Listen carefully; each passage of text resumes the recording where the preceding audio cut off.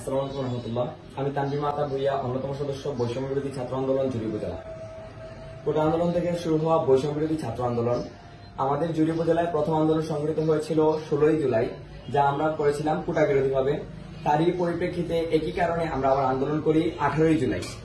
এরপরে একটি লম্বা সময় গ্যাপ দিয়ে আমাদের ভাইয়েরা, আমাদের এইচএসসি পরীক্ষার্থী সহ শিক্ষার্থী ভাইয়েরা যখন নিরপরাধ ভাবে গ্রেপ্তার হয়, তখন আমরা 3ই অগাস্ট একটি আন্দোলন কর্মসূচি ডাক দিই, যেখানে আমরা নিশ্চয়ভাবে মুক্তি চেয়েছিলাম আমাদের শিক্ষার্থী ভাইয়ের।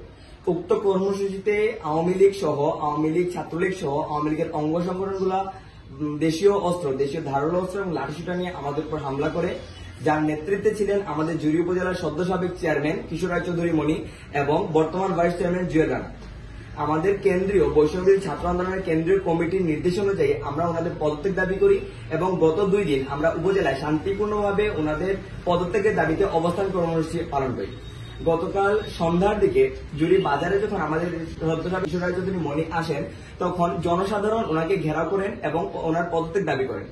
আমাদের সিনিয়র ভাইয়েরা যখন খবর পায়, তখন ছুটে যায় ওনাকে প্রটোকল দেওয়ার জন্য এবং ওনার নিরাপত্তার সহিত ওনার সিদ্ধান্ত অনুযায়ী ওনাকে নিয়ে আসে উপজেলায়। উনি স্বেচ্ছায় নিজে হেঁটে হেঁটে, কোনো গাড়িতেও না চলে, আমরা তাদেরকে ফোর্স করে নিয়ে আসি নাই, উনি নিজের ইচ্ছায় হেঁটে হেঁটে উপজেলা প্রাঙ্গণে আসেন। তখন আমরা সাধারণ শিক্ষার্থীরা ছুটে যাই উপজেলায় এবং একটি ব্যারিকেড সৃষ্টি করে ওনাকে সম্পূর্ণ নিরাপত্তা দেই, ওনার সম্মানের নিরাপত্তা দেই, ওনার শারীরিকভাবে ওনাকে নিরাপত্তা দেই এবং ওনাকে নিয়ে যাই ইউএনওর পক্ষে। ইউএনওর পক্ষে উপস্থিত ইউএনও, অ্যাসিলেন্ট, ওসি স্যার, সেনাবাহিনীর প্রধান যারা ছিলেন, সকলের উপস্থিতিতে আমাদের দাবির পরিপ্রেক্ষিতে উনি ওনার পদত্যাগ পত্র জমা দেন এবং উনি পদত্যাগ করেন।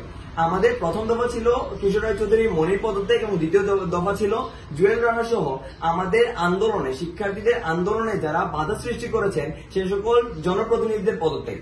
আমরা এই কারণে সকলের পদত্যাগ, সকলের স্বেচ্ছায় পদত্যাগ আশা করছি এবং জুয়েল রানার পদত্যাগের দাবিতে আমাদের আগামীকাল কর্মসূচি আছে, আপনারা হয়তো ফেসবুকে দেখে থাকবেন।